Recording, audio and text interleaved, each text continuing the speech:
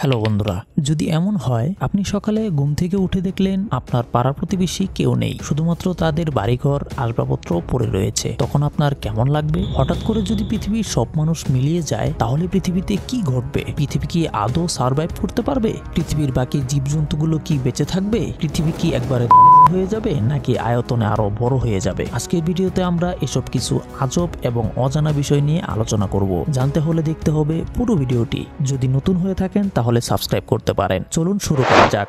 এই মডার্ন যুগে আমরা আমাদের জীবন যেভাবে বিভিন্ন টেকনোলজির সাহায্যে অনেক সহজ করে ফেলেছি, এগুলো করতে গিয়ে প্রকৃতিকে কতটা হুমকির মুখে ফেলেছি কখনো কি ভেবে দেখেছেন? শুধুমাত্র এই বিষয়টি চিন্তা করলে আমাদের জন্য বোঝা সহজ হয়ে যাবে যে প্রকৃতি আজ কতটা হুমকির মুখে। অনেক ধরনের জীব প্রজাতি আজ বিলুপ্তর পথে। যাই হোক, জেনে আসা যাক পৃথিবী থেকে মানুষ হারিয়ে গেলে কি হবে। পৃথিবী থেকে মানুষ হারিয়ে যাওয়ার কয়েক ঘন্টার মধ্যেই সব আলো নিভে যাবে, কেননা বিদ্যুৎ উৎপাদন কেন্দ্রগুলো জ্বালানির অভাবে কাজ করা বন্ধ করে দিবে। 48 থেকে 72 ঘন্টার পর অন্ধকার তার রূপ দেখাতে শুরু করে দিবে, কারণ এরই মধ্যে পাওয়ার ব্ল্যাকআউট হয়ে গেছে। পুরো পৃথিবীতে মোট 439টি নিউক্লিয়ার পাওয়ার প্ল্যান্ট রয়েছে।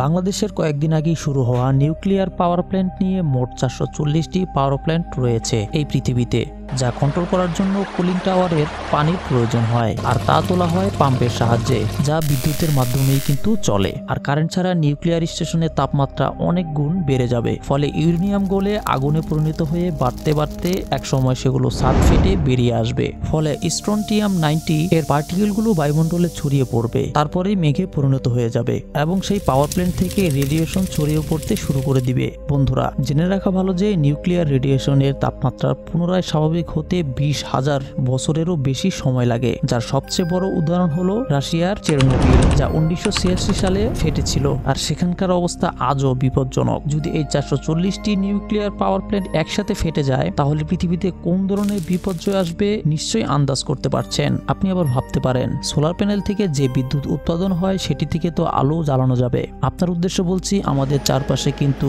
অধিক হারে বাতাসের সাথে প্রচুর পরিমাণে ধুলোবালি উঠতে থাকে। এসব সোলার প্যানেলের উপরে পড়তে পড়তে একসময় সেটি একেবারেই ঢেকে যাবে এবং বিদ্যুৎ উৎপাদন বন্ধ হয়ে যাবে। মানবশূন্য 10 দিন পরে আপনার গৃহপালিত পশুগুলো মারা যাবে, দেখাশোনা করার মতো কোনো লোক না থাকার কারণে, কারণ মাংসাশী প্রাণীগুলো আপনার এই জীবজন্তুগুলোকে শিকার করতে শুরু করে দিবে। 1 বছর পরে সিমেন্ট ও কংক্রিটের বিল্ডিংগুলো ধসে পড়বে, তবে কিছু বিল্ডিং টিকে থাকলেও বাড়ন্ত গাছ ও জঙ্গলের শিকড়ের বিস্তারের ফলে সেগুলো একসময় ভেঙে যাবে। ধীরে ধীরে গাছপালা পুরো শহরকে ঘিরে ফেলবে। 10 বছর পরে এত গাছ জন্মাবার ফলে মাটির উপরে গাছের পাতার স্তূপ হয়ে যাবে এবং মাটির উপরে বিল্ডিং এর কংক্রিট থাকায় সেগুলোর উপরে ঘাস জন্মানোর কারণে মাটি চাষের জন্য অনুপযোগী হয়ে যাবে। 25 বছর পরে সমস্ত গাছের লতাপাতা দিয়ে পুরো পৃথিবী কভার করে ফেলবে। কিছু কিছু শহর তো বালির নিচে দেবে যাবে। যেহেতু মানুষ আর প্রকৃতির কোনো ক্ষয়ক্ষতি করছে না, এখন প্রকৃতি নিজেকে আবার ঠিক করতে শুরু করে দিবে, আর প্রকৃতি কিন্তু খুব দ্রুত নিজেকে ঠিক করতে পারে।